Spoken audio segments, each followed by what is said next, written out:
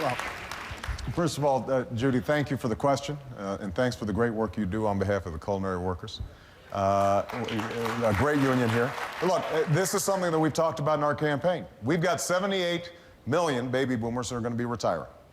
And the first thing we have to do is to put an end to George Bush raiding the Social Security Trust Fund to pay for a misguided war in Iraq. If we take some of that money back and we start getting control of our budget and have fiscal discipline, that will make some of the difference, but not all of it, because we're going to have more senior citizens, more retirees, and fewer workers. So I've been very specific about saying that we should not privatize, we should protect benefits. I don't think the best way to approach this is to raise the retirement age, but what we can do is adjust the cap on the payroll tax.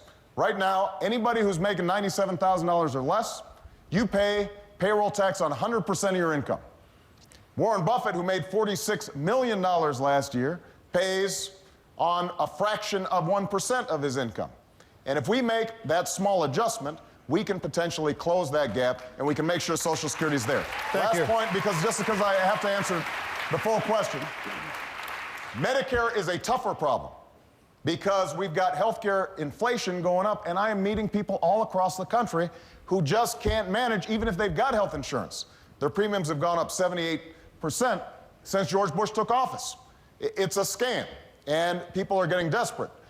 The only way we're going to fix Medicare is if we get that rising cost under control, and that means having a universal health care plan where every single person has prevention and they are able to get the treatments they need. We're instituting health technologies and managing the chronically ill so that we save money, we provide coverage for everybody. That, over the long term, will save Medicare enormous amounts of money, and it'll be there for you. Thank you, Senator. Senator Clinton, you've been criticized by Senator Obama, I think Senator Edwards, among others, for refusing to take a hard and fast position on whether you would raise the tax above those making $97,500 a year to try to secure Social Security in the long term. Are you ready to make a hard and fast statement now on your position on what Senator Obama just said?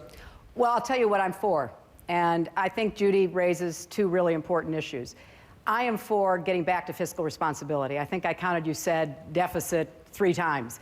6.5 years ago, when George Bush came into office, he inherited a balanced budget and a surplus. And the Social Security system was on a path to be solvent into 2055.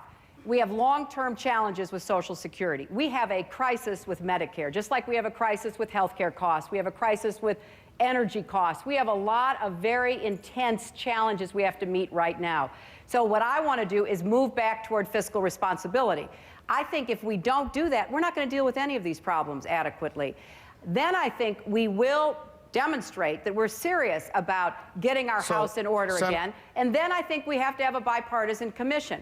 I do not want to fix the problems of Social Security on the backs of middle-class families and seniors. If you lift the cap completely, that is a $1 trillion tax increase. I don't think we need to do that. But I want to say one final word about Medicare.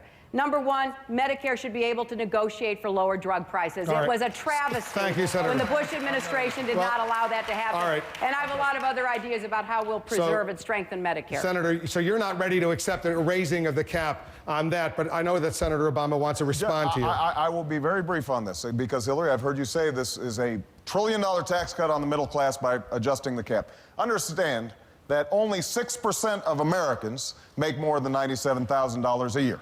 So 6% is not the middle class, it's the upper class. And, you know, this is the kind of thing that I would expect from Mitt Romney or Rudy Giuliani, where we start playing with numbers. We start playing with numbers in order to try to make a point. And we can't do that. No. This is too important.